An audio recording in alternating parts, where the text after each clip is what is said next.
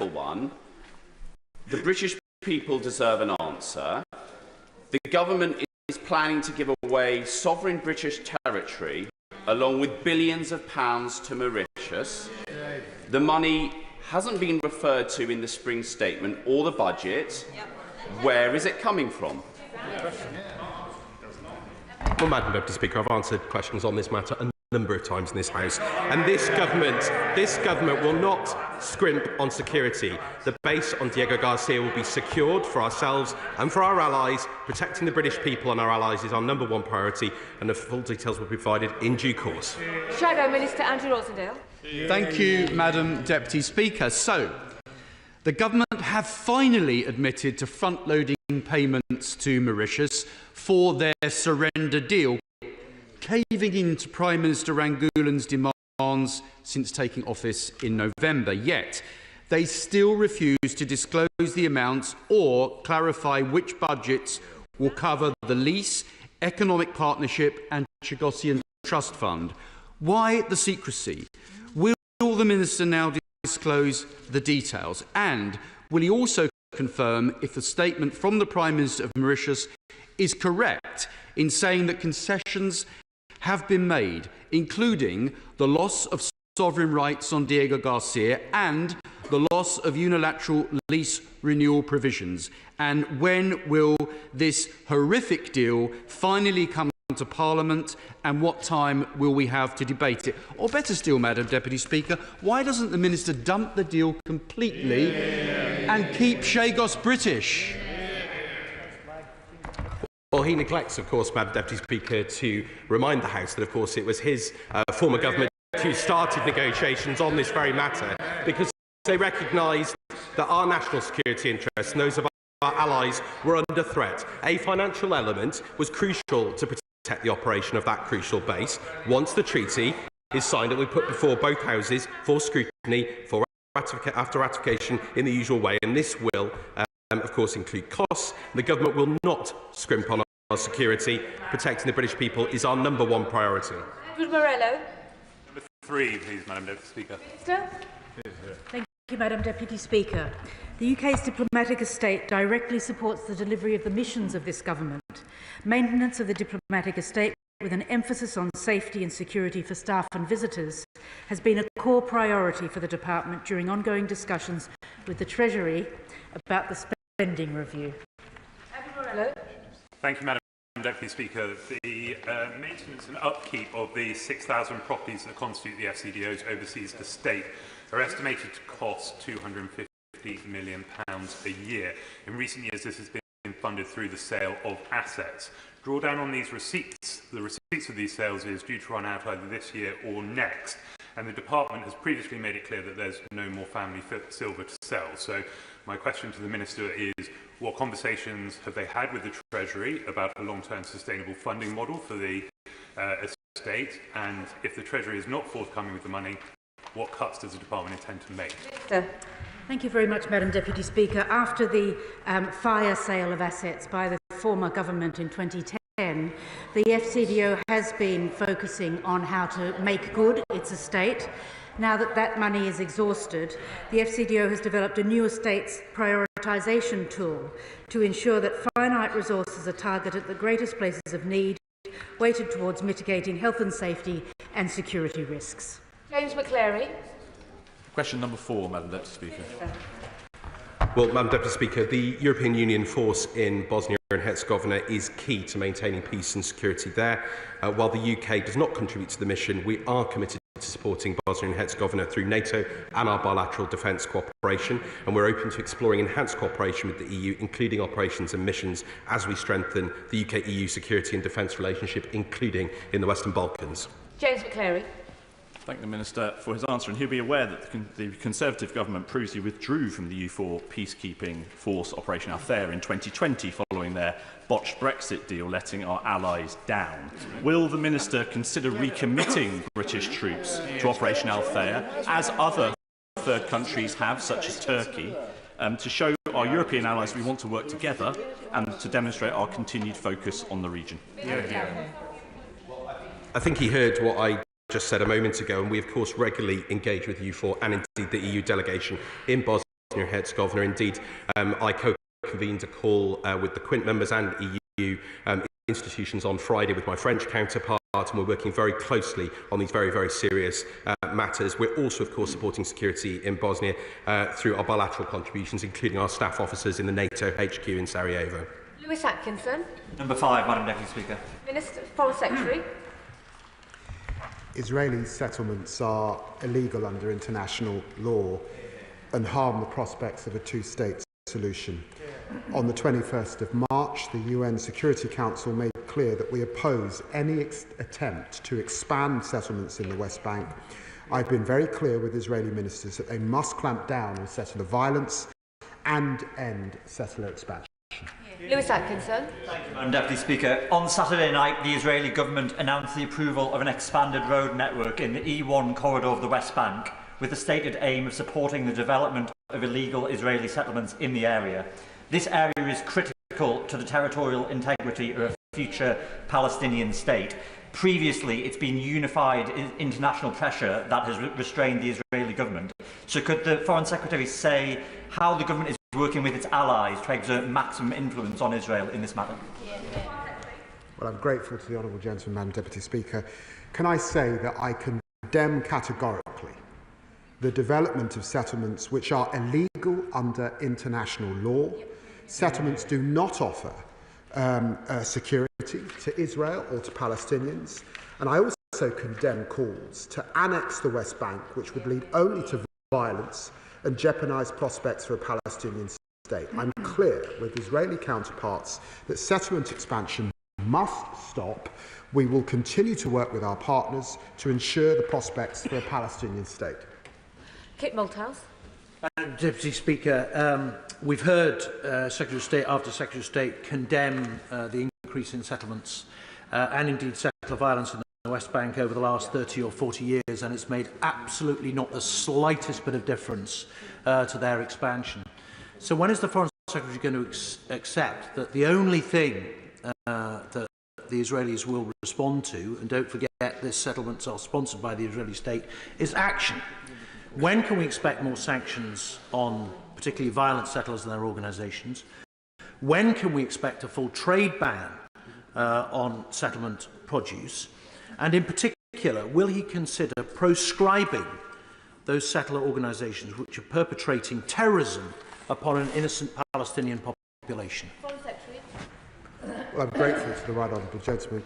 Can I say to him, I actually do think it's important that there is a cross-party position, and successive ministers of both political parties have condemned expansion and have condemned violence and continue to work with partners across Europe and beyond on these issues. I do not say it's easy, and he will know that I announced sanctions back in October and continue to keep these issues under review. The culture of impunity for those engaged in violence is intolerable, and I remember sitting with Bedouins who'd experienced that violence and are being subjected to that expansion just a few months ago. It's horrendous, and that's why in both the UN and in our dialogue with the Israeli government, we're very clear that this harms the prospects of peace and security for Israel. It doesn't further their ambitions. Dr. Rosina Allen-Khan. Thank you very much, Madam Deputy Speaker. The scenes coming out of Palestine recently have been nothing short of shocking. Hundreds killed in settler violence in the West Bank. The brutal torture of Palestinians in Israeli custody is commonplace, and the collapse of the ceasefire means that the devastation and human suffering in Gaza has simply continued. Can the Secretary of State confirm if his department has received any evidence showing that international law has been violated, and whether he will share this evidence and his assessment openly? Well, can I say to the honourable lady, my dear friend, that she's right to raise this issue, and she will know that in a sober and measured way the government had to make a decision on the basis of our own exports licensing regime, a regime that was put in place by the last government, and we did assess that there was a clear risk of a breach of international law, and therefore we have suspended arms that could be used in Gaza for that reason. That is a decision that from this dispatch box ministers have made under different governments, but we did assess that there was a clear risk of a breach of international humanitarian law. Wilson. Thank you, Madam Deputy Speaker. Earlier this year I visited West Bank with some colleagues in the Chamber as part of the parliamentary delegation, where I saw the awful Israeli illegal violence myself in Hebron and Susa. We did run into two Israeli settlers who clearly wanted us off the area that they had burned down. Will the Foreign Secretary go further than what he's done today of condemning the violence? Will he agree a full sanction and embargo on all Israeli illegal settlements? Because of the position of the City of London, that could have a profound impact and stop this violence. Yeah. Well, can I make clear to the honourable gentleman that settlement goods do not benefit from any free trade arrangements that we have with Israel, and obviously on the 15th of October I announced new sanctions targeting 3 illegal settler outposts and 4 organisations that have supported the sponsored violence against communities in the West Bank. No. Question number 6, Madam Deputy Speaker. Well, I thank my honourable friend for his question. Madam Deputy Speaker, this government is tackling the asylum backlog at record pace so we can work towards ending the use of hotels and ensure more of our ODA budget is spent on our development priorities globally, and detailed decisions on how the ODA budget will be allocated are being worked through as part of the ongoing spending review. No laws. Madam Deputy Speaker, the British public increasingly feels that development aid has sadly lost its clarity of purpose. And whilst I accept that there are multiple objectives behind aid, and of course that lifting the world's poorest out of poverty has long been at the heart of FCDO's mission, clearly a reset in the social contract around development aid is needed. So what consideration has the Minister given to shaping development policy that explicitly addresses the upstream determinants of mass migration? Well, I agree with much of what my honourable friend has said. And of course, our development efforts, as the Foreign Secretary said, have never just been about the aid budget. Peace and security, effective governance, access to private investment, remittance flows, efficient tax systems, access to trade opportunities, all of those are essential foundations for development, and that requires us to mobilise the full force of different resources and expertise across government, and indeed our businesses, and indeed our expertise in our universities, science and beyond. Alison Bennett. Thank you, Madam Deputy Speaker. Does the Minister agree that rather than being used to meet in-donor refugee costs, the official development assistance budget should prioritise tackling extreme poverty? It is now a year since the OECD Development Assistance Committee's mid-term review, which showed that the UK had only made good progress on 2 of the 10 recommendations since the 2020 peer review. What progress has the FCDO made over the last 12 months in better meeting the committee's guidance? Yeah.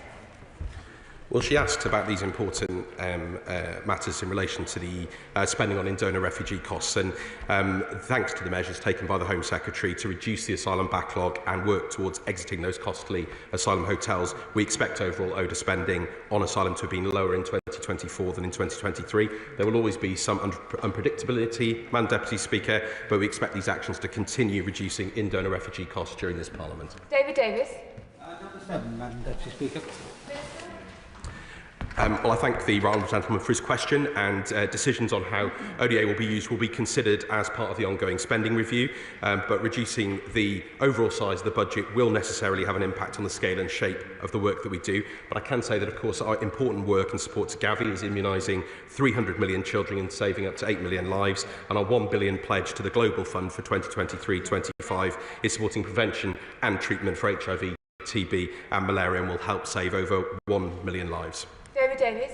Well, I agree with the Minister on what he just said, but Gavi themselves say that the change in policy will mean 37.9 million fewer children will be immunised, which means over 5 years, 600,000 will die. How on earth does he live with himself with that policy? Minister. Well, with the greatest of respect, he will know my own record on these important issues and advocating for them over very many years in this place and outside. And I don't accept his characterisation. Decisions have not yet been taken. They are being taken as part of the spending review. And he will know that the UK is one of the largest donors to Gavi, and we've committed 1.65 billion in the current strategic period up to 2025, and that's going to make absolutely important impacts on children's lives around the world. Emily Darlington. Thank you, Madam Deputy Speaker. Gavi was created very much with the UK as a driving force. It's one of the proudest achievements of the last Labour government. It's immunised almost 2 billion people in the world.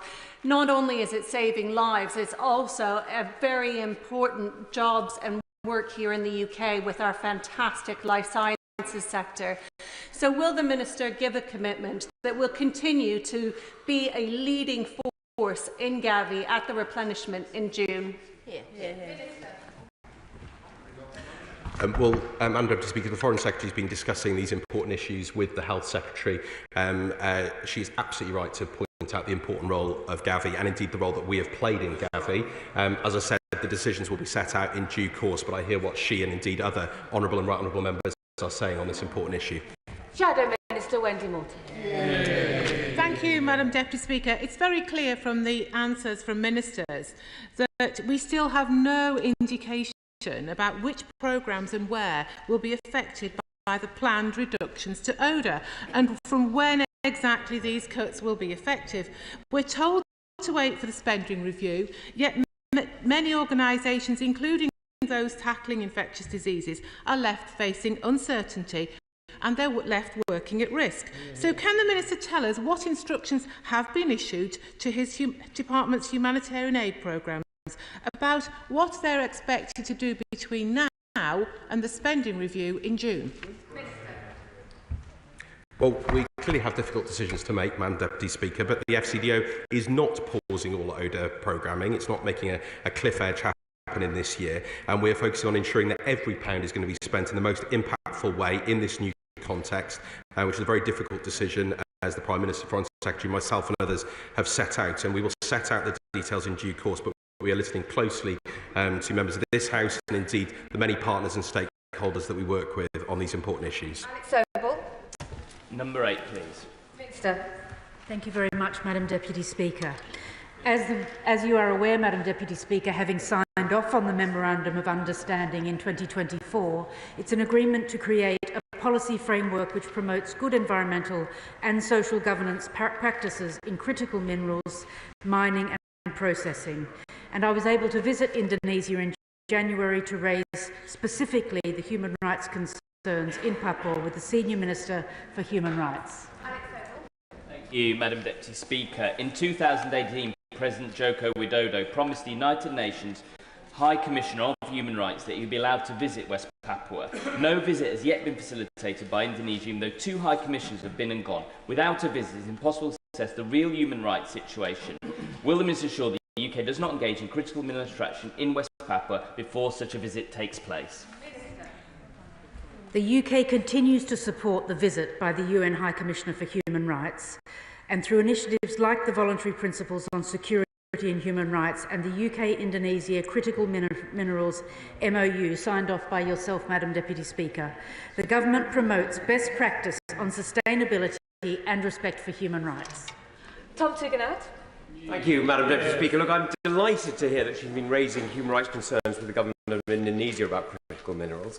Would she have a word, perhaps, with her colleague, the Environment Secretary, about the human rights concerns about other critical mineral conversions in China that go into a green energy economy that is supposed to be environmentally, socially and have governance accords, and yet somehow or other it fails on all of those. It fails because it's coal-powered production, it fails because it's made by socially, well, I hope she agrees, socially undesirable slave labour, and governance because there's no oversight. Will she have those same conversations within her own government? He's quite right to point out these pressing concerns, and all will be revealed when the China audit comes forward with specifics on his question. Ellie Chowns. Question number 9, Madam Deputy. Sir? With permission, Madam Deputy Speaker, I'll answer questions 9 and 20 together. I am deeply concerned about the resumption of hostilities in Gaza. The Foreign Secretary and I are pressing all parties to return urgently to dialogue and to implement the ceasefire agreement in full. Since the renewed outbreak of hostilities, the Foreign Secretary has spoken to Secretary Rubio, Israeli Foreign Minister Gideon Saar, EU High Representative Kallas, and the UN Emergency Relief Coordinator Tom Fletcher.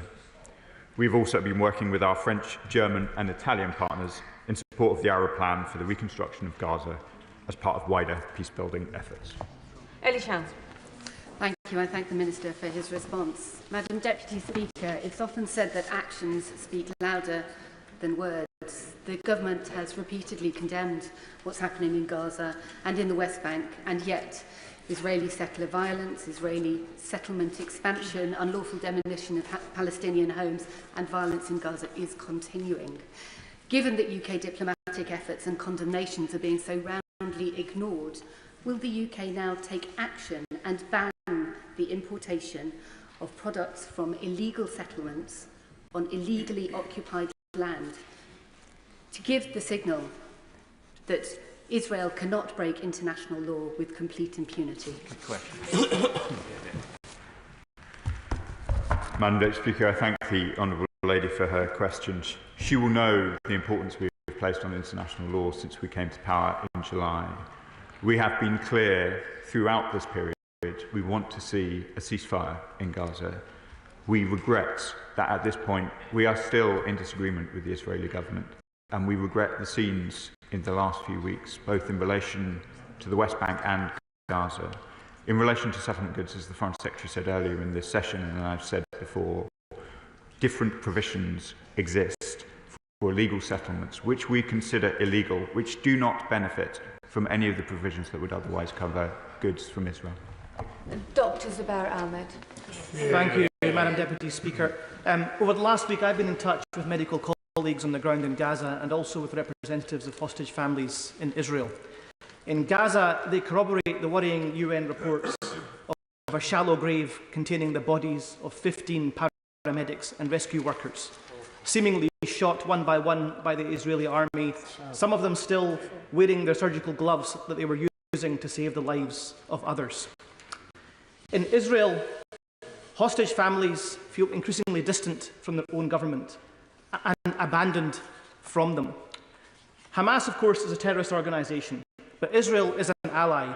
Can I ask the Minister, as a critical friend and ally, what further steps can we take to reinforce our message that the Israeli government's current trajectory is destructive for peace and indeed for their own interests?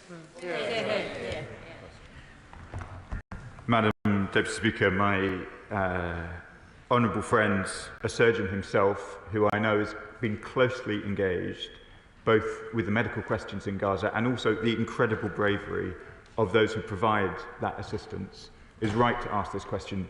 As I said to the Honourable Lady in my previous answer, the scenes in Gaza, both in relation to aid workers and of course Gazan civilians themselves, are absolutely horrific. It is why, with France, we called a special session of the UN Security Council on Friday, and we will continue to press with all diplomatic levers to see an improvement. Dr. Andrew Morrison. Thank you, Madam Deputy Speaker. What assessment has the government made of reports that Iran is considering preemptive strikes against American B-2 Spirit bombers that it has forward located recently in Diego Garcia? Madam Deputy Speaker, as the House would understand, I won't provide a detailed commentary on reporting, but we remain deeply conscious of the potential threats from Iran, both in this country and in the region. We continue to have dialogue with the Iranian government. The Foreign Secretary spoke to his equivalent just last week. We treat these matters with the utmost seriousness, as he would expect. Uma Cameron. Thank you, Speaker. Like many, I was extremely alarmed to hear the Israeli Defence Minister Katz threaten the total destruction of Gaza. The UK and its allies are committed to a two-state solution, but this only works if there is a state for Palestinians left standing. Is this minister ever going to be sanctioned? And can our minister set out what role he sees the UK playing in the long-term reconstruction of Gaza?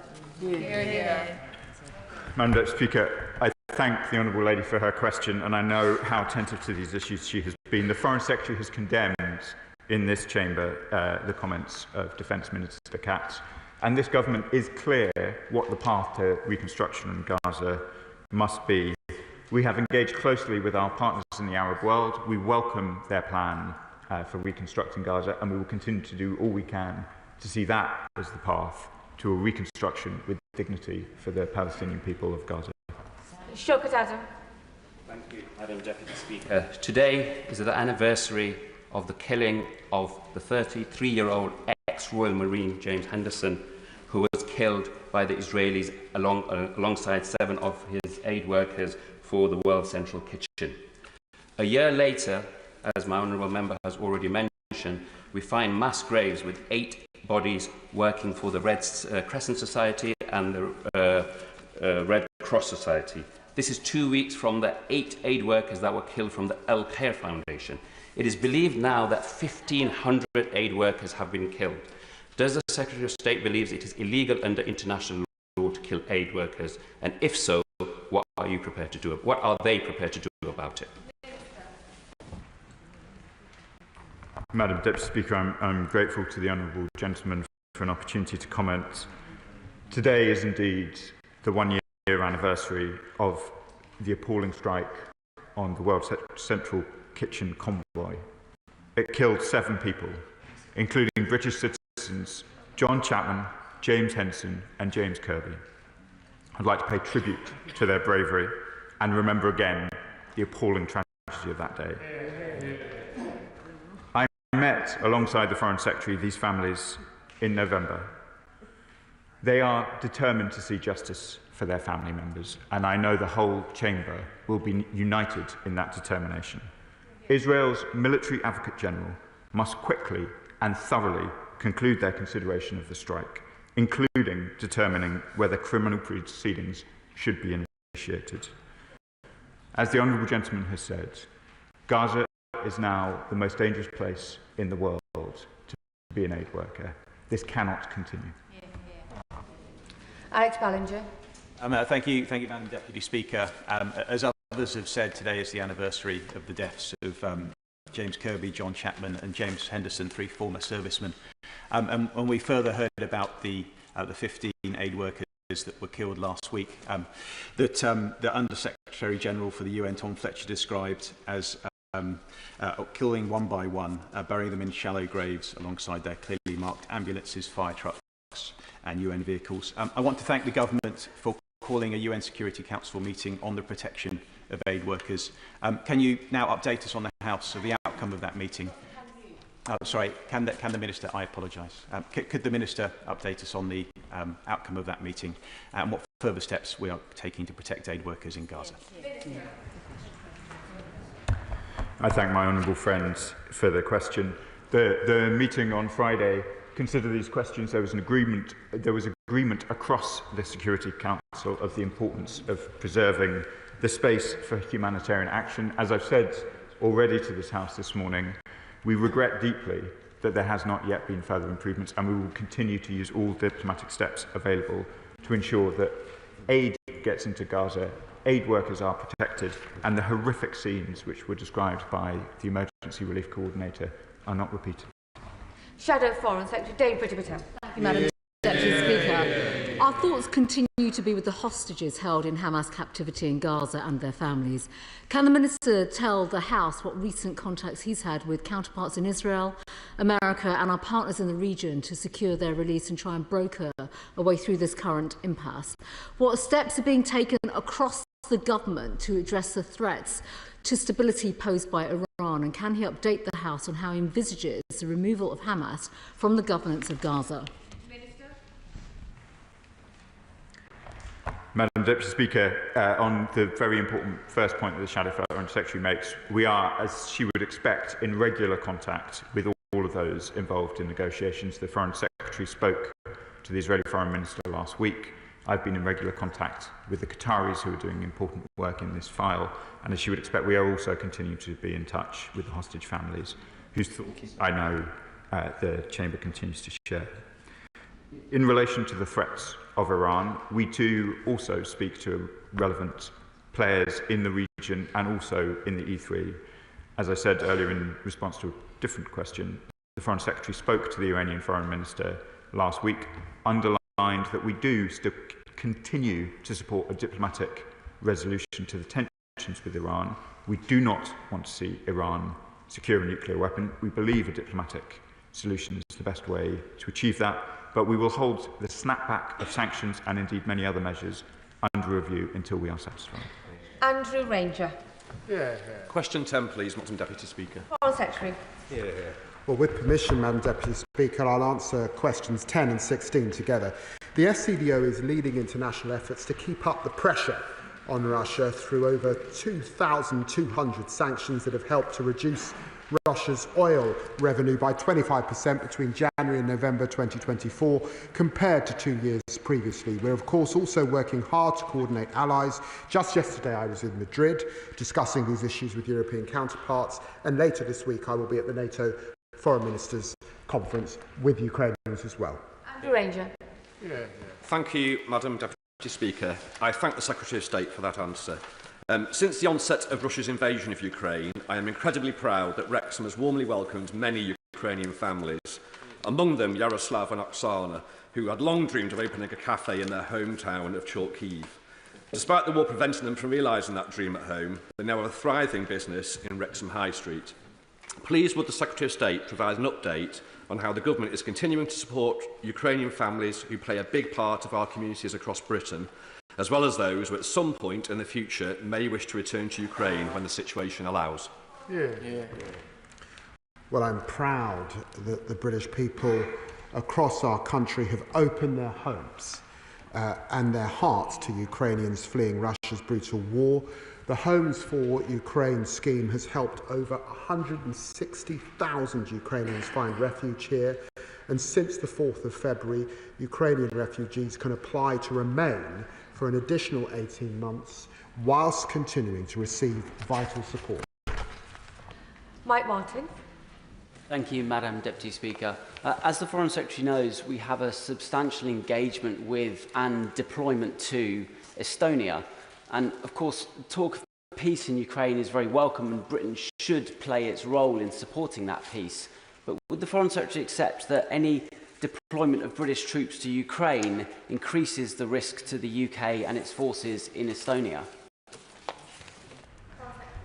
Well, can I say to the honourable gentleman that he should know that the UK's commitment to the security of Estonia is ironclad, made real by our NATO forward land forces deployment.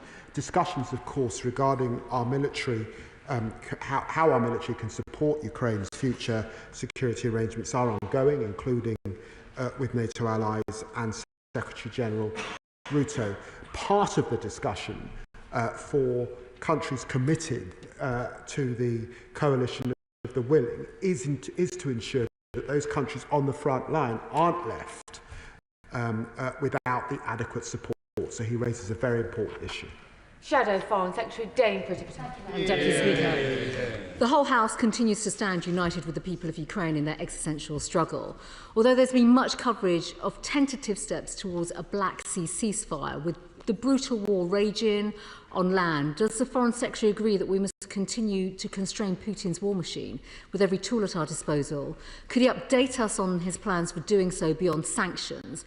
And does he agree that the onus remains squarely on Putin to prove whether he is in any way serious about the kind of lasting and just peace that President Zelensky wants to see? Well, I'm very grateful to the Honourable Lady, and she should know that amongst EU colleagues yesterday at the G7 a few weeks ago, and I'm sure with colleagues as I head to NATO, we are discussing issues around an oil cap, particularly, and how that would limit Putin's reserves. We continue to discuss issues, as she knows, around not just the freezing of assets, but the seizing of assets, recognising that there are European colleagues who are more exposed than we in the UK are, but nevertheless, why should we use taxpayers' money? We should use Russian money that has caused so much damage in Ukraine. And of course, we continue to look at the arsenal of sanctions that we can use, and I'm sure I'll have more to say on this in the coming weeks. Liberal Democrat spokesperson Callum Miller. Thank you, Madam Deputy Speaker. Of all the horrors that Vladimir Putin has inflicted on Ukraine, the abduction of more than 20,000 Ukrainian children is one of the most vile. It threatens to rob Ukraine of its future, which is surely Putin's ultimate goal. The Prime Minister praised the work of Kyiv's Bring Back Kids initiative last week. Will the Foreign Secretary now commit that the UK will fill the funding gap left by the Trump administration's withdrawal of funding to the Yale Humanitarian Research Lab so it can continue to research Russia's war crimes and especially to track the whereabouts of these children so that they can be brought back home? Well, I'm grateful to the honourable gentleman. It was important for me to meet with Madam Zelensky on this issue when I was last in Ukraine. My honourable friend also met with the minister in Ukraine on this issue just a few days ago. I can absolutely give an undertaking to continue to support the group. It is not our assessment that we can meet the shortfall met by the withdrawal of US ID, but we will continue to work with partners across Europe on this very important issue and one that's very personal to me. Thank you. Chamberlain. Question 11, Madam Deputy Speaker. Minister. Aid should never be used as a political tool. As the Foreign Secretary made clear to this House on the 20th of March, blocking humanitarian aid into Gaza is appalling and unacceptable.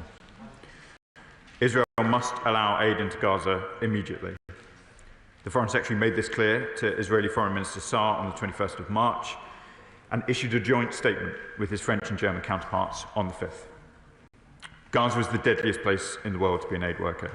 Over 400 aid workers have been killed in the conflict. Restoring the ceasefire remains the best chance to see hostages release, a surge of humanitarian aid, and bring this bloodshed to an end. Wendy Chamberlain. Thank you, Madam Deputy Speaker. It's clear from the Chamber already this morning that we all despair at the recent breakdown of the ceasefire agreement, the resumption of hostilities and the blockade of aid into Gaza. And now we have warnings of an unprecedented humanitarian disaster in the Gaza Strip, which is very hard to imagine after what we've already seen there. The Minister mentioned the conversations that have been had with Israel. Can he assure me that we are making clear that the only way we will achieve a lasting peace is through a two-state solution, and that is not achieved by subjecting people to such hardships? And secondly, what conversations are ongoing with allies about restoring aid drops directly into Gaza itself? Madam Deputy Speaker, I can confirm that we say regularly to our Israeli counterparts and indeed to all others in the region, the only route out of these horrors is a two-state solution. It's an outcome which provides for both the safety, security and dignity of both peoples. We are talking with our partners too about what might be done in order to try and ensure aid gets into Gaza through whatever means at our disposal. But at its core, Israel must relax the restrictions and allow aid into Gaza. That is the way to get the scale of aid into the Strip that is required. And we saw during the ceasefire the massive increase in aid, and that is what we want to see. Brian Lishman. Thank you very much, Madam Deputy Speaker. With continued aerial bombardment impacting the flow of aid into Gaza, can the Foreign Secretary confirm if UK-made F-35 parts have been used to enable airstrikes in Gaza since the 18th of March this year?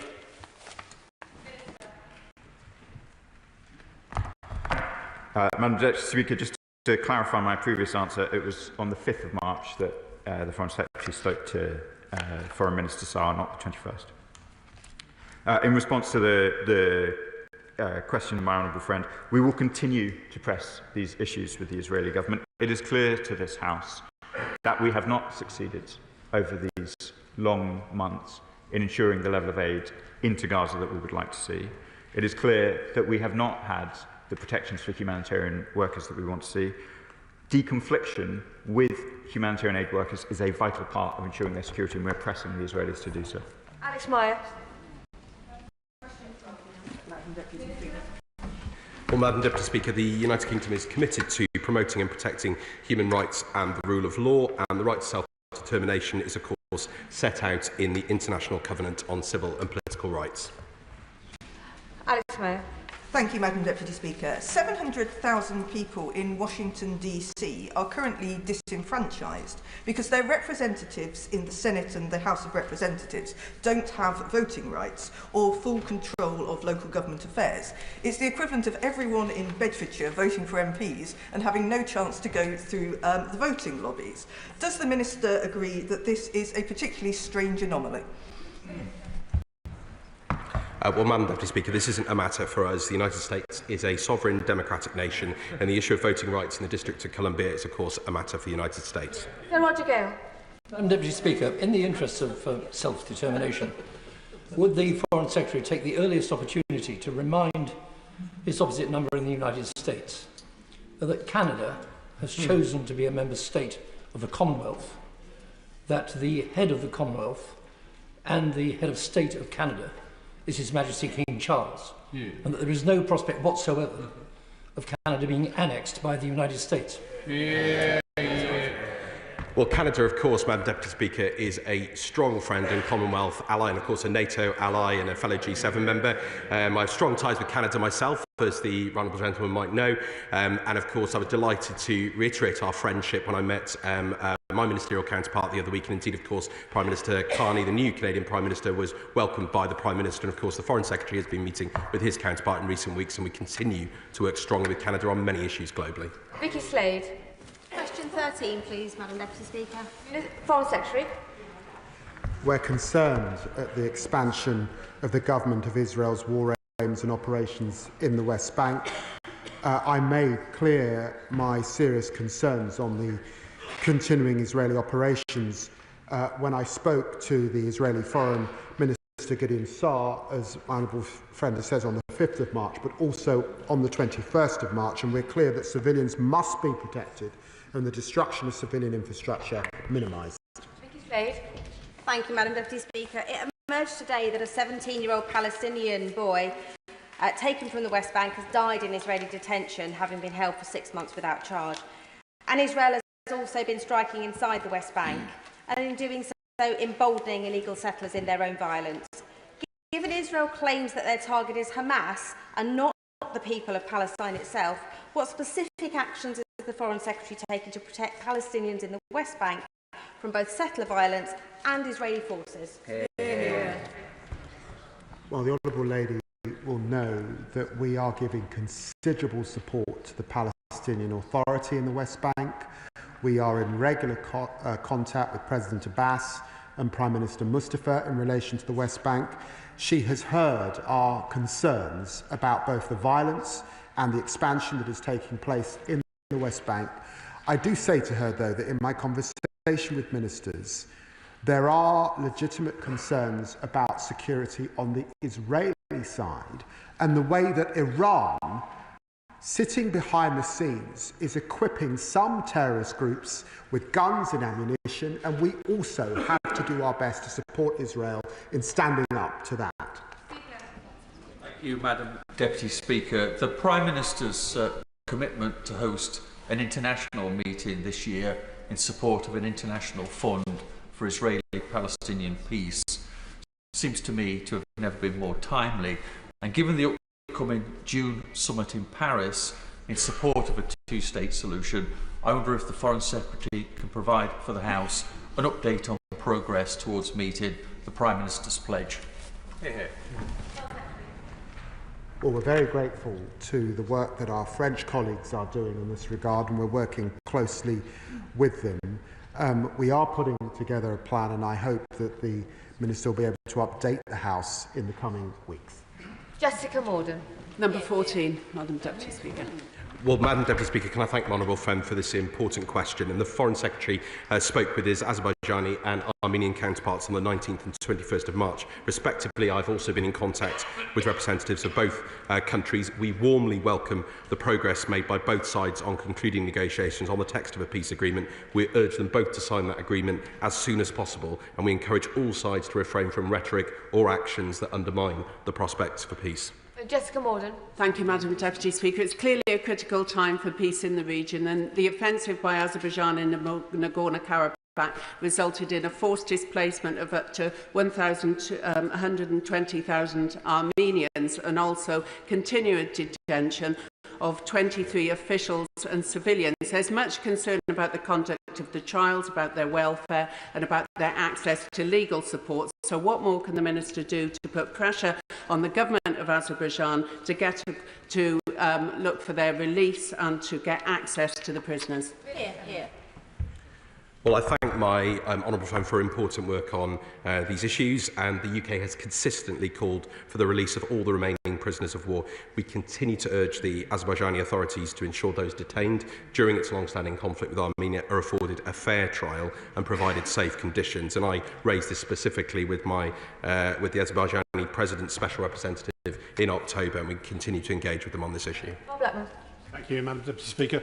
Yesterday was the anniversary of the actually attempted genocide of the Azerbaijani people by the Armenians, and I'm sure the whole House would issue our condolences for that purpose.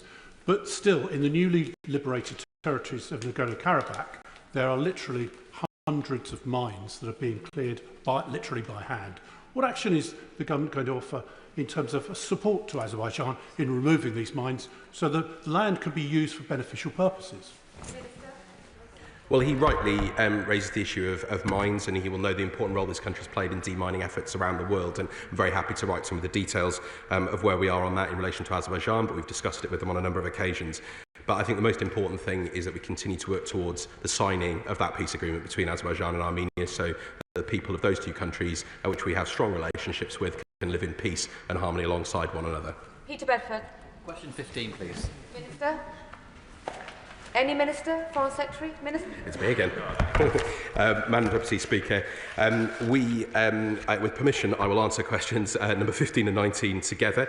As we and Mauritius have repeatedly said, including in joint statements on the 20th of December and the 13th of January, both sides remain committed to concluding a deal on the future of the Chagos Archipelago, which protects the long-term effective operation of the joint UK-US base on Diego Garcia.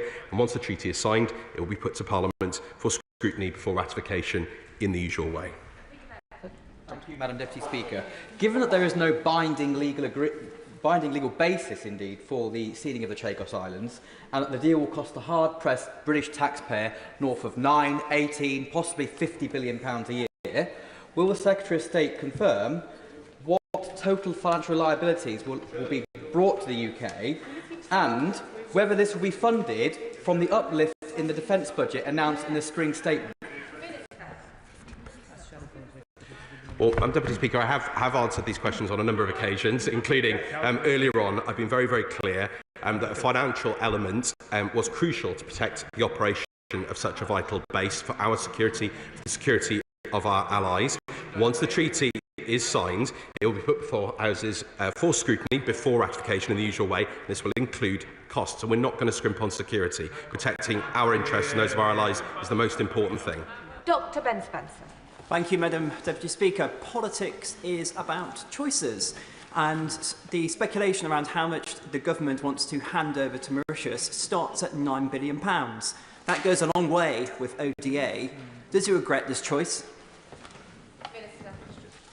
Deputy Speaker, as I've said, a financial element, let's remember this is over 99 years, was crucial to protect the operation of the base. And if we don't pay for our security, somebody else might attempt to get in there. And that is one of the crucial reasons why we have worked closely with Mauritius, with the United States, with other allies, with other partners, including India, to protect our base on Diego Garcia. I can hear the chuntering from the Shadow Minister, but it is simply not correct. We are protecting Diego Garcia. We are protecting our interests there. We're protecting our national security.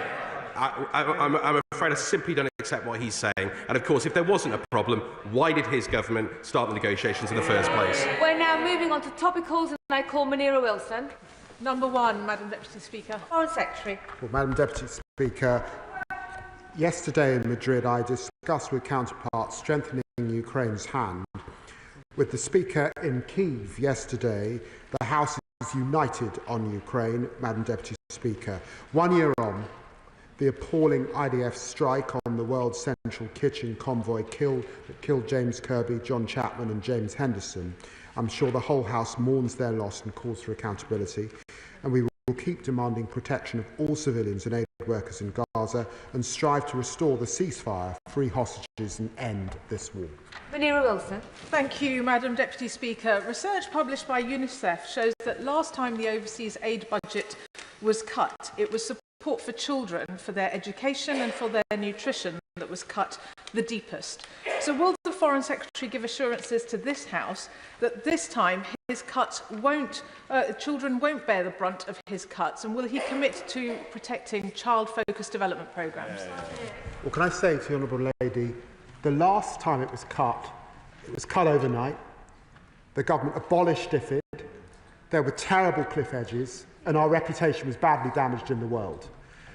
We're not throwing the money that we have had to withdraw from development into a black hole like the last government. What we are doing is investing in hard power. She will recognise that war in Ukraine has cost the continent of Africa £7 billion and upwards. And it's for that reason that it's important we invest in hard power, we invest in diplomacy, and we continue to invest in development. We will still be the 6th biggest development partner. Patrick Hurley. Thank you, Madam Deputy Speaker. The cooperative movement has a long and proud history in helping to rebuild local economies post-conflict. So in this, the UN Year of Cooperatives, will the Minister agree to meet with me and representatives of the cooperative movement to discuss the ways in which government can promote cooperation as a solution on the global stage? Well, thank you, Madam Deputy Speaker. I'll be delighted to meet with him and his colleagues, and not least as a cooperative MP. I've seen the important work cooperatives do around the world, and we continue to support cooperatives, including funding the Global Agriculture and Food Security Programme, which has a dedicated support facility for smallholder producer organisations, and we regularly meet with those who are involved in cooperative solutions in a range of matters, and so I'll be delighted to discuss these matters with him and other colleagues. Shadow Foreign Secretary Dame Priti Patel. Deputy Speaker, last month the Foreign Secretary gave a speech on trade, but could not explain how much, if any, growth would follow the measures he announced. So what role is the FCDO actually playing in supporting the trade negotiations with the United States?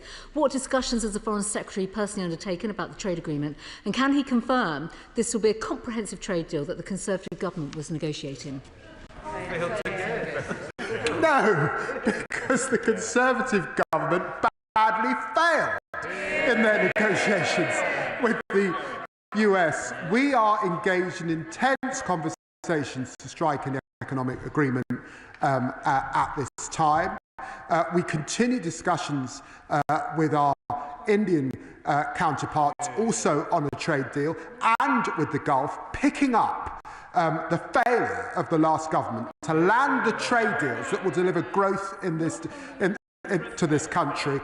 And in coming into the Foreign Office, it's been absolutely essential that I position the Foreign Office as the international delivery arm for growth. All of our missions recognise this.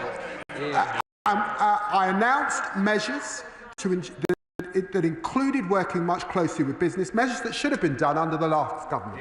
Shadow Foreign Secretary Dame Priti Patel. Deputy Speaker, we know that the Labour government continued to cosy up to the Chinese Communist Party because they are desperately seeking growth. With the government unable and unwilling to stop solar panels, they might want to listen, they are unwilling to stop solar panels being made by Uyghur slave labour coming into the UK, unable to stop China putting bounties on the head of Hong Kongers living here, failing to put China on the enhanced tier of furs. Can the Foreign Secretary explain how our economic and security interests are being served by Labour government's alleged reset with the CPP government? I mean, the Honourable Lady, uses the phrase CCP almost as if to suggest that I'm some sort of communist. I mean, look, the last government had 17 different approaches to China on counting. It bounced around so much. There was the Ian Duncan Smith position, the Rishi Sunak position, the Liz Truss position. We've lost count at how many positions. We've been clear that there are areas where we will cooperate with China, there are areas where we will challenge China, and there are areas where we must necessarily compete. It's right that we engage with China. Closing our ears, pretending they're not there, is no strategy, and that's why the government has absolutely changed the strategy of the last government. And the Foreign Secretary doesn't need to be reminded that we don't reference sitting members by their names, but by their constituencies. Neil Duncan Jordan. Madam Deputy Speaker, as has already been mentioned in the Chamber this morning, a year ago today, my constituent John Chapman was murdered by the Israeli Defence Force while working for World Central Kitchen, delivering humanitarian aid in Gaza. His family now want to know when the Israeli government is going to bring criminal charges against the perpetrators, when they will be awarded compensation for their tragic loss, and what our government is doing to ensure justice prevails. Well, I'm very grateful to the honourable gentleman for that question. Last month, I pressed Foreign Minister Saar to conclude the Military Advocate General's consideration of the World Central Kitchen incident, including determining whether criminal proceedings should be initiated. I've met the families of those killed in the attacks and assured them that this government will continue to support their calls for justice.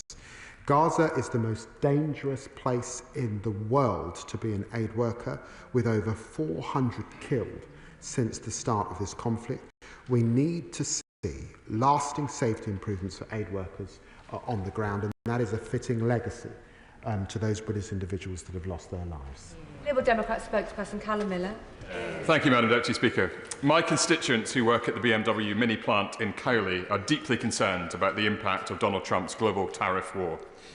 The uncertainty the plant faces is made much worse by the red tape that now inhibits integrated car production with suppliers in the EU. So does the Foreign Secretary agree that, in addition to a robust response to the White House, the best step the government could take to support British businesses would be to start talks on a bespoke UK-EU customs union without delay? We are an open trading nation. We have been that under successive governments.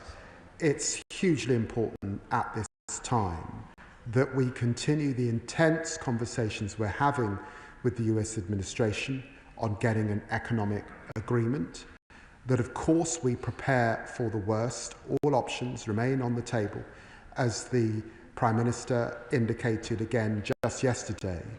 But it's also right that the Business Secretary and I and others across government continue to engage with business and industry so we can give them the best support at what will be a turbulent economic time, not just for our own country, but across much of the world. Topical questions must be kept short, otherwise there'll be many disappointed colleagues. Chris Kane. Thank you, Madam Deputy Speaker.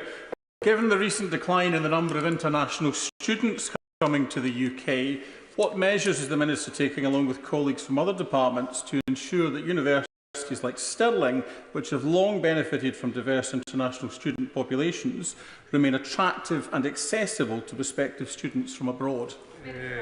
Our strong knowledge economy is one of our best exports, and each minister on the front bench makes sure to promote learning in the UK and learning in people's home cities where our campuses have presence there, and we will continue to do so. Father of the House, Sir Edward Lee. I'm a simple soul, so I trust the Foreign Secretary completely. Will he assure me that nothing in the product regulation and metrology bill, which we're debating only this afternoon, will in any way nullify Brexit by limiting our deal to make our own decisions on regulation and to conduct our own free trade deals? And above all, as a great British patriot, will he assure me that nothing in the bill will allow any minister to ever abolish that most glorious of British symbols, the Great British Pint? Well, can I assure the right honourable gentleman that the British pint is safe under I will write to him on the detail in the coming days, though. Luke Meyer. Thank you, Madam Deputy Speaker. Can I ask the Foreign Secretary what discussions are being had with China with regards Xingye, the Chinese owner of British Steel, who last week rejected a generous offer from the government to put the industry on a stable footing? Does he agree with me that Xingye, for the importance of this strategic industry, need to come back to the table and agree a deal? And if they will not, that we ought to step in and make sure British steel is made in Britain?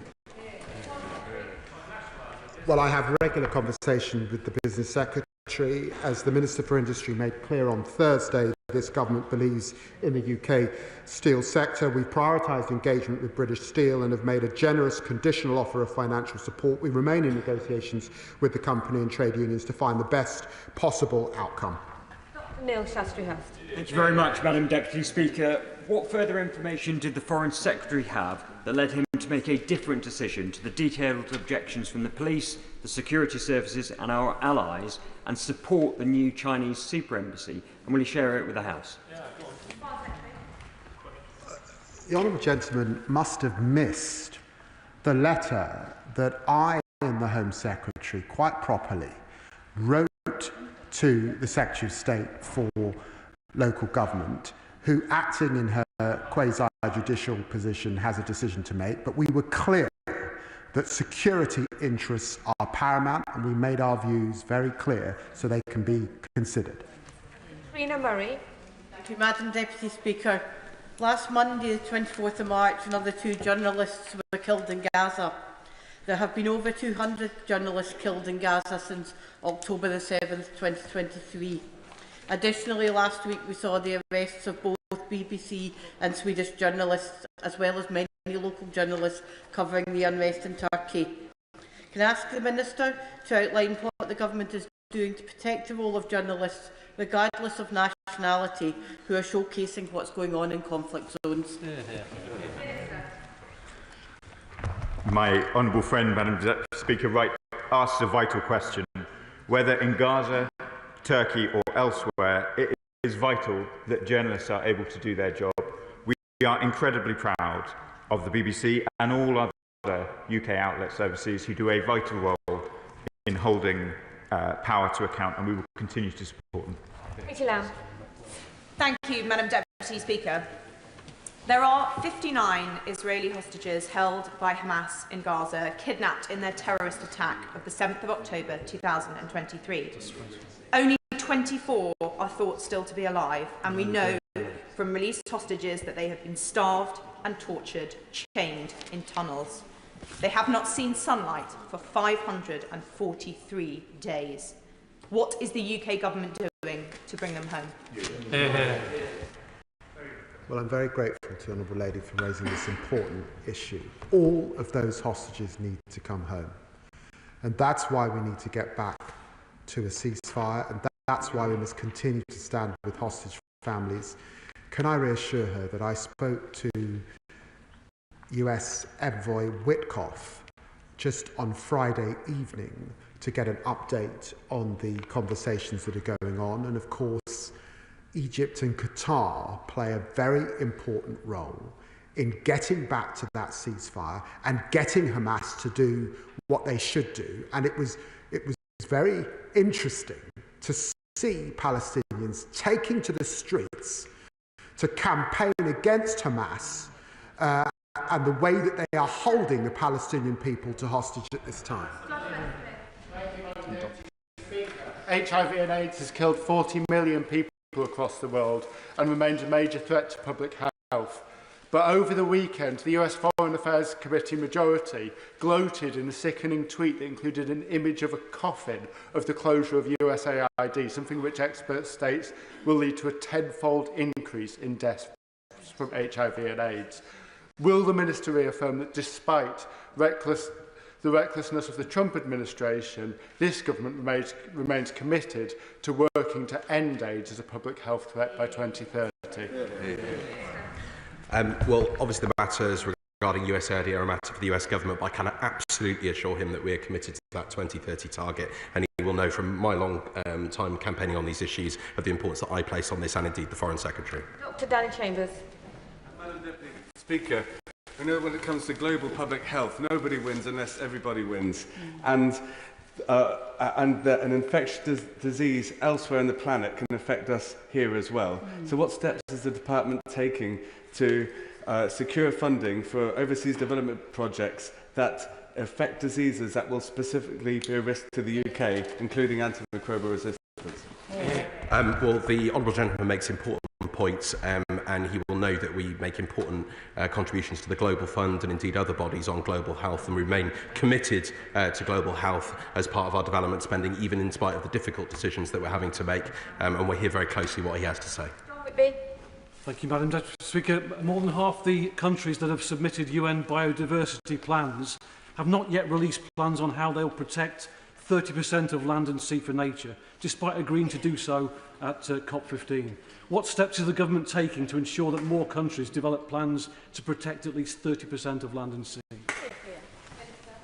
The government remains strongly committed to tackling the international climate and nature crises. The UK played a key role at the Biodiversity COP16 conference, and we're working closely with a wide range of partners to build global ambition on nature ahead of London Climate Action Week in June and COP30 in Brazil.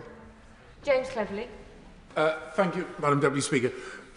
In February, the Foreign Secretary rightly criticised America's aid cuts, and then 2 weeks later was humiliated by his own Prime Minister when his departmental budget was smashed to bits. So what is he doing to re-establish his and his department's credibility on the world stage so we can once again have genuine influence internationally? Well, can I say to the Honourable Gentleman, this government has not made an ideological decision to cut aid, and he knows that. There are other governments around the world making ideological decisions to cut aid. This government did not make the decision that the last government made, also to switch off aid overnight.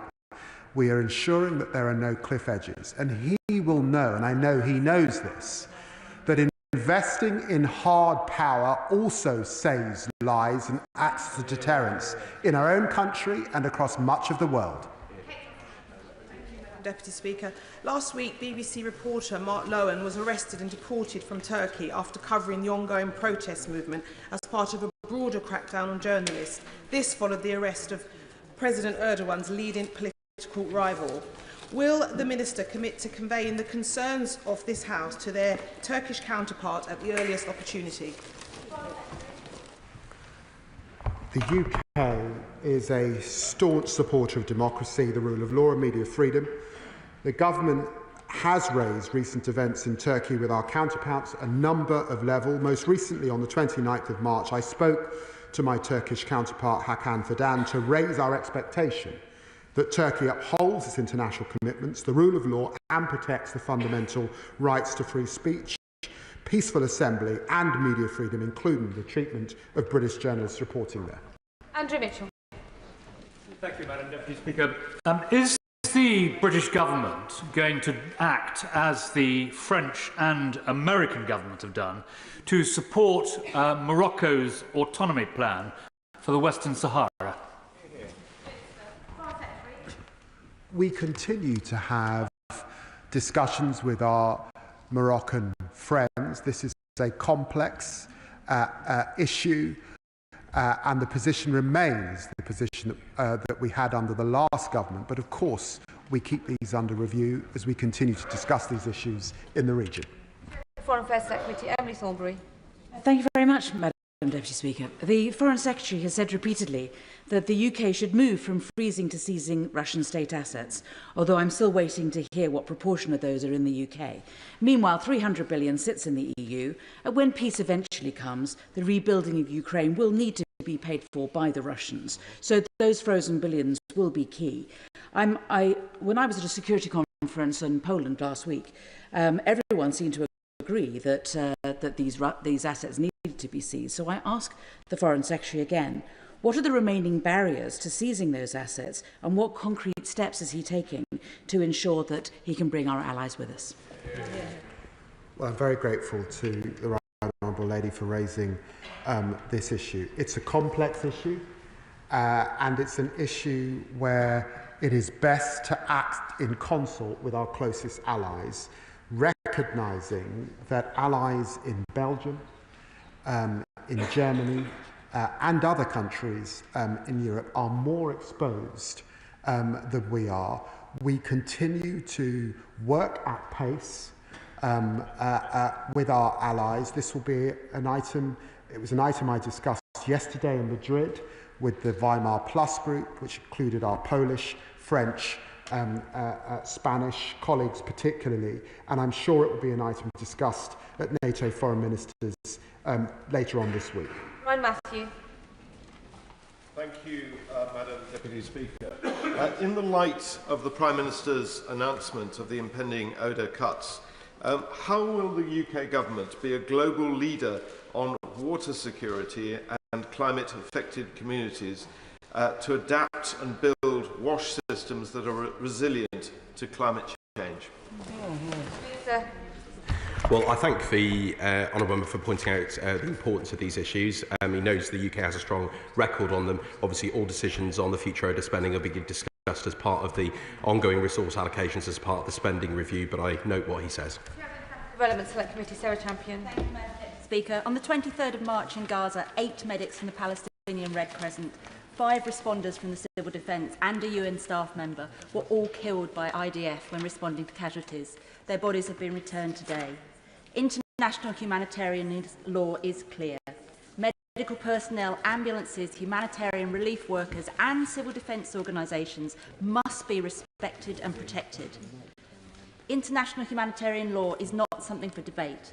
The Foreign Secretary understands the importance of upholding the law and holding to account all who breach it, including our friends. So why is Israel seemingly allowed to act with impunity when it comes to protecting medics, humanitarian workers and civilians? Minister. Madam Deputy Speaker, on this day, the 1-year anniversary of World Central Kitchen, I want to be clear that nobody has impunity, that we expect full legal processes to be followed, including in Israel, and the Foreign Secretary and I have both spoke about the important role that the Military Advocate General will play in that. In relation to my honourable friend's wider question, it is clearly deeply problematic that deconfliction does not exist in Gaza, that aid workers continue to be in such peril as she described, and we will continue to use all methods at our disposal to try and improve the situation. Final question, Stephen Gekins. Thank you, Madam Deputy Speaker. On the 18th of March, the Foreign Secretary told this House that there had been a breach of international law by Israel in terms of blockading aid getting into Gaza. If he takes international law seriously, will he tell us what sanctions are in place as a result of that? Minister, Foreign Secretary, Minister, anybody. We have announced to this House, Madam Deputy Speaker, a series of sanctions in relation to risk of breaches, in relation to the attacks on aid workers, which I've covered a number of times in this session. I'm sure the Minister can follow up in writing. That's the end of the Foreign Office and Commonwealth questions. Point of order, Sarah Champion. On a point of order, Madam Deputy Speaker, after much chasing in October last year, the Foreign Secretary committed to give oral evidence to my committee early in the new year. He's not done so to date. We don't have a date in the diary, despite repeated requests from my committee team. So can you advise me how I can encourage the Foreign Secretary to give evidence? Much is going on in the world that we need to discuss. Grateful to the honourable member for giving notice of her point of order. The chair is not responsible for ministerial appearances before select committees, but I can see the Foreign Secretary is keen to respond. No doubt he will have a positive response to her statement or a point of order right now. Foreign Secretary. Well, in response to that point of order, Madam Deputy Secretary, just to remind the House that I appeared before the Foreign Affairs Committee on the 4th of December. I will be appearing in front of the International Relations and Defence Committee of the House of Lords on the 30th of May. We have made changes to the development, as has been discussed in the House this afternoon. My honourable friend Baroness Chapman will be appearing before the International Development Committee on the 13th of May, and of course I will appear again before the Foreign Affairs Committee and in front of the Honourable Ladies Committee in due course, and I hope to do that by the end of the summer or in the September recess period. Right. I will give the front benches a few moments to swap over so we can prepare for the first urgent question.